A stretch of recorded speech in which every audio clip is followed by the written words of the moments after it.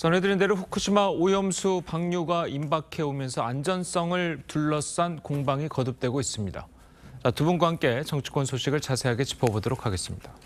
신성범 전 새누리당 의원 그리고 신경민 전 더불어민주당 의원 나오셨습니다. 안녕하세요. 안녕하세요.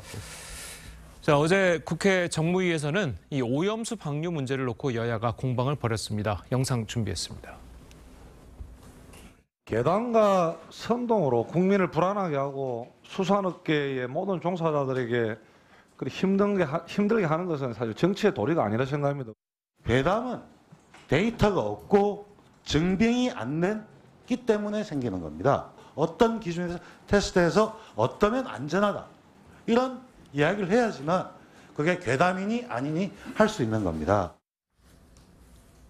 자, 야당이 이제 주장하는 것은 이 괴담은 기준이나 이제 뭐 테스트, 자 이런 것들이 증빙이 안 됐기 때문에 괴담이 생기는 거다. 오히려 그런 것들을 내놔서 괴담을 없애야 되는 건다. 이렇게 주장을 하고 있습니다. 이영우 야당 의원 입에서 데이터와 과학이라는 단어가 나온 거는 저는 뭐 진일보했다고 봐요. 그러니까 이것은 결국은 믿는 문제와 사실과의 괴리가 크기 때문에 발생하는 것인데 어찌됐건 지금 앞서 리포트에서 보셨습니다만 원자력 안전위원장께서 일본에 갔다 왔고 그 결과를 우리가 정밀 분석하고 있다. 방류가 다가오기 때문에 방류 전에 최종 결정을 낼 것이다. 그리고 분석 결과가 나오면 관련 자료는 모두 공개하겠다고 밝혔기 때문에 이때 그 공개가 되면서 아마 과학자들 간의 과학 논쟁이 시작될 거라는 점을 좀 분명히 하고 그걸 전제로 보면 이런 사실은 있는 거예요. 다만 우리 입장에서는 적어도 의민들이나 국민들이 불안해하는 부분은 4, 5년의 여유는 있다. 무슨 말이냐.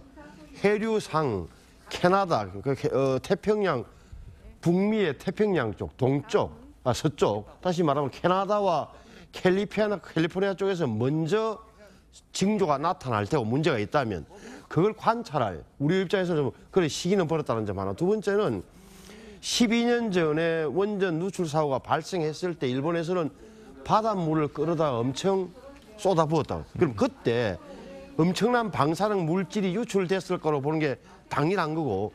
근데 12년이 지난 지금도 전 세계 곳곳 심지어 우리나라에서 90군데, 90군데에서 모니터링을 하고 있지만 오염과 관련된 사실이 포착된 사실이 없다는 점도 염두에 두면서 이 관련 자료가 나오면 좀 살펴볼 필요가 있다고 저는 생각합니다. 알겠습니다.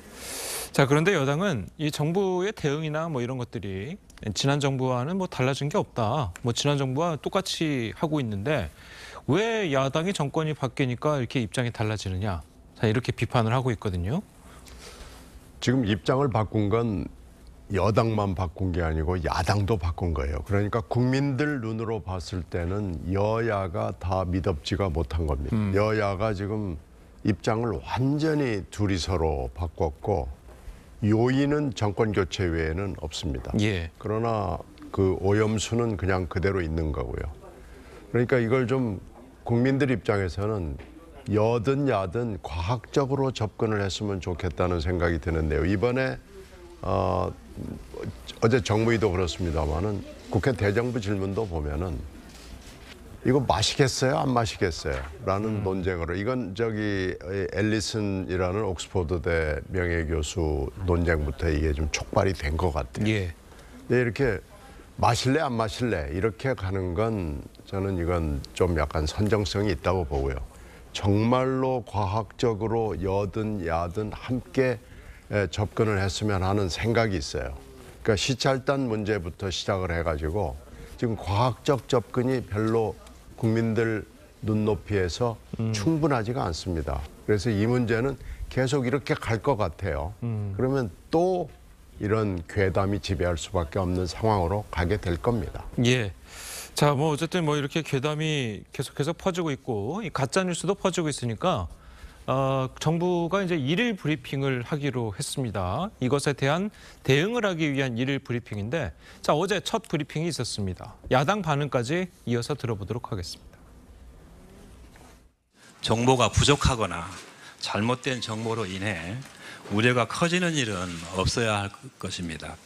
이에 과학적 사실에 기반한 정보를 자주 제공해 드리는 것이 필요하다는 판단을 하게 되었고 2011년 후쿠시마 원전 사고로 인한 방사능 유출이 우리 해역에서는 유의미한 영향을 주지 못했다라는 것으로 우리 바다는 현재 안전합니다. 정부의 첫 번째 브리핑을 보며 많은 국민들은 실망감과 절망을 느꼈습니다. 대한민국 정부는 일본 정부의 주장을 그대로 답습하며 일본 정부의 대변인을 자처했습니다. 방사능 영향에 대해 엄밀히 따져 묻기보다 덮어놓고 믿으라고 하는 우리 정부의 모습에서 국민들은 더 큰 불안감을 느끼고 있습니다. 예, 뭐 사실 진짜 뭐 그 시중에서는 특히 뭐 소금 사재기가 생길 정도거든요. 뭐 오염수가 나가면 소금이 오염될 테니 빨리 좀 사들이자. 이게 유통기한이 기니까 뭐 이런 해서 사재기도 막 벌어지고 있는데 자, 이런 것들은 좀 심하지 않은가요? 국민들이 느끼는 불안감은 이해는 하죠. 이렇게 방사능과 오염이라는 두 가지 단어가 결합하는 순간 우리 미지의 영역에서 느껴지는 공포심은 충분히 이해가 되는 건데 어찌됐건 제가 보기에는 정부에서 이렇게 일일 브리핑까지 하겠다는 것은 굉장히 잘 하는 거라고 생각하고 특히나 제가 보기에는 이제 정부의 창구가 국무총리실 국무조정실이 됐구나. 그래서 국무조정실의 국무 1차장이 매일 하겠구나는 생각은 들었어요. 근데 예. 보시는 대로 말씀하신 대로 이때는 할 수 없어요. 시간을 오래 끌더라도 조금씩 새로운 사실이나 과학을 이야기하면 매일 안 달라질 거예요. 하지만 장기적으로 가다 보면 우리가 갖고 있는 의심과 의혹, 불안 이런 게 조금씩 쉽게 내려갈 거라고 저는 느껴져요. 그래서 저 대목은 정부에서 잘하는 거다. 앞서 말씀드렸지만 특히 해수부 1차관의 이야기한 부분이 있잖아요. 2011년도에 후쿠시마 원전 사고 있었는데 12년 동안 우리 해역에서는 유의미한 영향을 안 주는 것으로 판다. 뭐냐면 90개 포인트에서 계속 조사를 해왔단 말이에요. 또 하나는 지금 미국, 일본 갔다 온 유국휘 원자력 안전위원회 위원장은 예. 문재인 정부 때인 2021년 12월에 임명된 분이고 제가 어제도 국회에서 그 이야기를 하더라고요. 제가 들어보니까 이게 윤석열 정부와 문재인 정부의 기조가 달라진 거냐는 질문에 자기네들은 2021년 2월부터 8월부터 원자력 안전위원회에서는 팀을 꾸렸고 그 이후에 줄곧 똑같은 기조로 평가하고 있다. 그러니까 우리의 전문성을 믿어달라는 취지였음을 좀 국민들도 아실 필요가 있다고 저는 봅니다. 예. 자, 그래도 이 국민들이 과연 이 정부의 일일 브리핑을 듣고 지금 뭐 안심해도 되겠구나 이렇게 생각할 수 있다고 이제 기대하기가 조금 힘들 것 같은데 만약에 정말 국민들이 좀 믿게 하려면 어떤 게 좀 필요할까요? 정부의 태도예요. 정부가 뭐 자꾸 일본 쪽에 편을 드는 것, 일본 쪽에 가까운 거 얘기를 하는 거예요. 아까 엘리슨 교수 얘기도 했습니다마는 마루타식의 이런 물마시기 이런 얘기를 꺼낸 게 사실은 국민의힘 쪽에서 그렇게 시작을 한 겁니다. 그러니까 이런 태도가 아니고 과학적인 질문에 대해서 과학적으로 답변을 할 수 있어야 됩니다. 예를 들면 이번 시찰단 명단을 뒤늦게 공개를 했는데 시찰단의 대부분이 거의 90% 이상이 원자력 안전연구원 사람들만 갔단 말이에요. 예. 그럼 시찰단을 왜 보냈느냐도 문제인데 시찰단이 가가지고 볼 수 있는 사람들이 전문가들이 아니에요. 오히려 여기에 전문가라 그러면은 태평양 해수 관련 전문가 내지는 해양 오염 전문가 그리고 생물학 전문가들이 끼어 있어야 됩니다. 그러니까 이런 식으로 시찰단을 꾸려놓고 우리 시찰단을 믿어주세요. 원자력 안전위원회 원장은 문재인 때 사람입니다. 임명한 사람입니다. 이렇게 태도를 취해서는 안 된단 말이에요. 그리고 국민들이 갖고 있는 특히 과학자들이 제기하는 가장 큰 문제 중에 하나는 1,006개의 탱크가 저장돼 있는데 여기가 재활용을 한 물이 많이 들어있기 때문에 균질하지 않은 물인 거예요. 과연 그러니까 샘플링이 제대로 됐느냐. 그리고 여기에는 도대체 몇 개의 핵종이 들어가 있고 그 함량은 어떻게 되느냐. 이렇게 접근을 해야 되는데 정부를 믿어주세요. 우리 원자력 안전연구원을 믿어주세요. 이렇게 하면은 안 된다는 얘기입니다. 과학적으로. 그리고 일본 편을 든다는 느낌을 주는 얘기를 한마디도 하면 안 되고요. 후쿠시마 앞에서 발견된 그 기형 물고기에 대해서도 일본 측으로부터 우리가 설명을 듣겠다. 이렇게 당당한 태도를 보여줘야 됩니다. 알겠습니다. 자, 저희는 다음 이야기도 좀 해보도록 하겠습니다. 가상화폐 보유 논란으로 민주당을 탈당한 김남국 의원이 어제 국회 윤리특별위원회 윤리심사 자문위원회에 출석을 했습니다. 관련 영상을 먼저 보고 오시겠습니다. 소명 자료는 이미 다 제출을 했고요.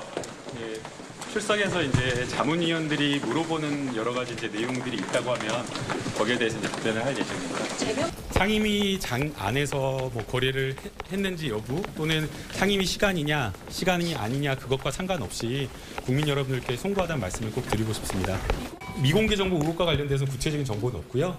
왜냐하면 의혹을 제기하는 곳에서 먼저 근거를 가지고 제기를 해야 되잖아요. 아무런 어떤 근거도 없이 미공개 정보를 이용했다라고 이렇게 주장을 하는 게 저는 너무 터무니없다고 생각이 되고요. 자, 뭐 시청자 여러분들께서 이제 보셨겠지만 김남국 의원이 마지막 인터뷰에서는 상당히 격앙된 모습을 보였단 말이에요. 네. 자, 이 격앙된 모습을 보인 부분이 미공개 정보를 이용해서 수익을 올렸냐? 자, 이 의문에 대해서 그건 아니다라고 굉장히 격앙된 표현을 썼습니다. 그러니까 지금 진행되고 있는 과정이 국회 윤리특별위원회의 윤리심사 자문위원회 외부 전문가로서 자문위원회가 김남국 의원을 오라 하여 이야기를 들어본 거죠. 그러니까 이날은 자기는 절대 상임위 회의 중에 코인 거래량은 미안한 죄송합니다만 미공개 정보를 이용했거나 범법 사실은 없습니다라고 이야기를 했고, 그러니까 위원회에서 어떻게 됐어요? 그러면 23일에 자 당신이 그렇게 잘못한 게 없다 하니 그 잘못한 게 없음을 증명하는 자료를 내라. 그럼 23일 날에는 그걸 가지고 전문가들을 불러서 들어보고 30일 날 29일까지 결정을 하겠다는 취지인데, 지금 김남국 의원에 대한 여러 가지 이야기 있지만 예를 들어서 뭐 자금 세탁했다, 미공개 정보를 이용했다, 이런 부분에 대해서는 지금까지 사실은 뭐라 그럴까 의혹 제기 수준에 있었던 거죠. 따라서 말씀 지금 윤리특위에서 이야기한 대로 잘못이 없으니까 정말 잘못이 없는 걸 증명하는 자료를 당신 자신 있으면 내놔라 했으니까 이걸 들어보고 저는 판단을 문제라고 보여지고, 다만 김남국 의원의 저는 태도를 미뤄보고 그 전에 있었던 또 지역구 활동도 재개하고 교육위원회 가서 상임위로 보임돼서 가서 활동하는 걸 본다면 이미 당내 분위기나 전반적 분위기가 자신에게 초기와 달리 그렇게 나쁘지 않다고 판단한 것으로 보여져요. 예.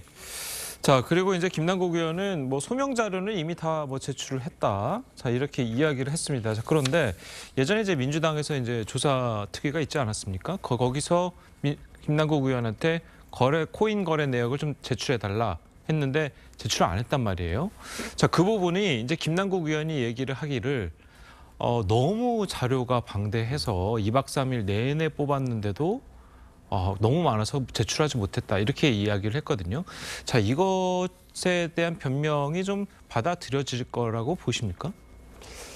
네, 아마 지금 김남국 의원이 17일 동안의 침묵을 깨고 등판을 한 거 아니에요. 예. 그래서 지금 정상적으로 여러 가지 활동을 상임위를 포함을 해서 지역구도 그렇고 국회 활동을 시작을 한 것은 법률적으로 보니까 이게 지금 증거 부분, 금방 앵커께서 말씀하신 증거 부분도 그렇고요.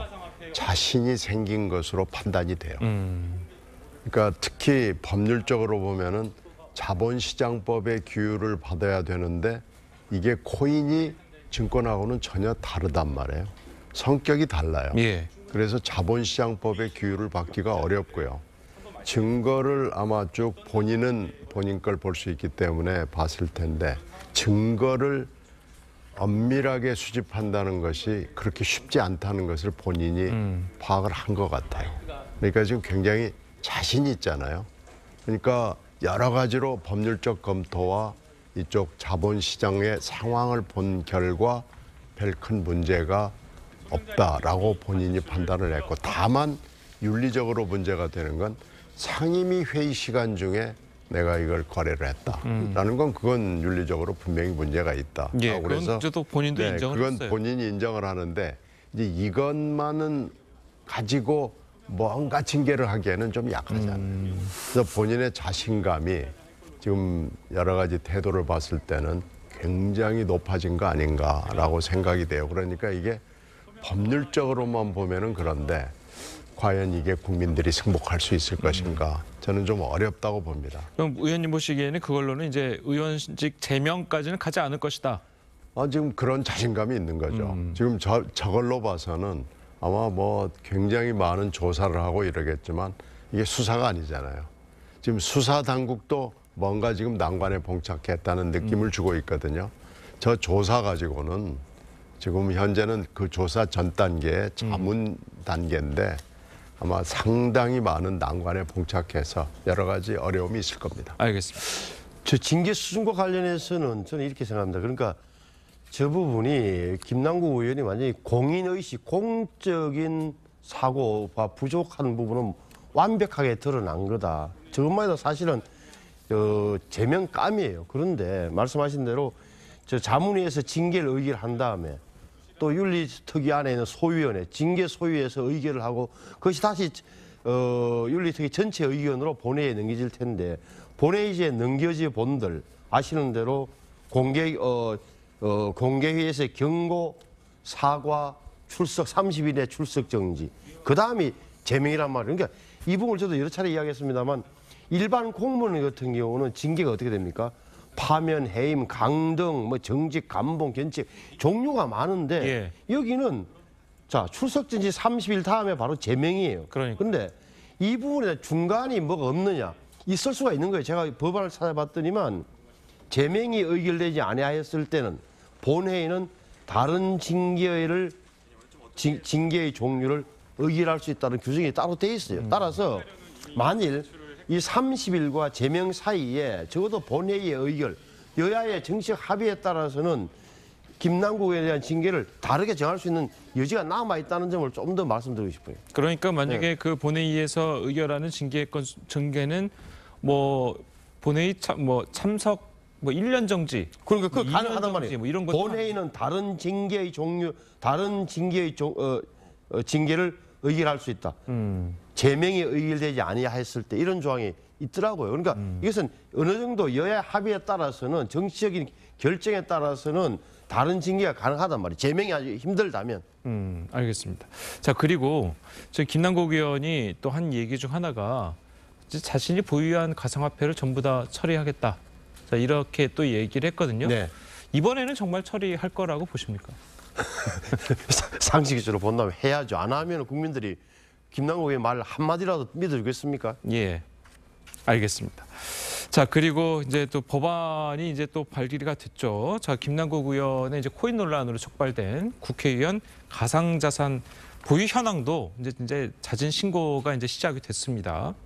자, 직계 좀비속 같은 경우에는 이제 내년 1월부터 이제 등록을 한다고 하고, 그리고 저 검증할 방법이 또 마땅치가 않아요. 마땅치 않죠. 이게 코인이라는 게 뭐 종류가 너무나 많고 또 국내에만 있는 게 아니잖아요. 그러니까. 근데 해외 걸 확인할 수 있는 방법은 현재로는 없습니다. 그리고 또 하나는 국회의원들의 대부분의 연배나 이런 걸로 봐서는 그리고 전문가들이 지금까지 설명한 걸 쭉 들어보면 만약에 내부자 정보를 이용할 수 있는 그리고 여러 가지 무상으로 제공할 수 있는 뭐 이런 여러 가지 로비들이 있었다고 한다면 그게 보좌관들 연배에 집중이 됐을 것이다. 직급에 집중됐을 것이다라는 얘기를 그 사계에 있는 분들이 하거든요.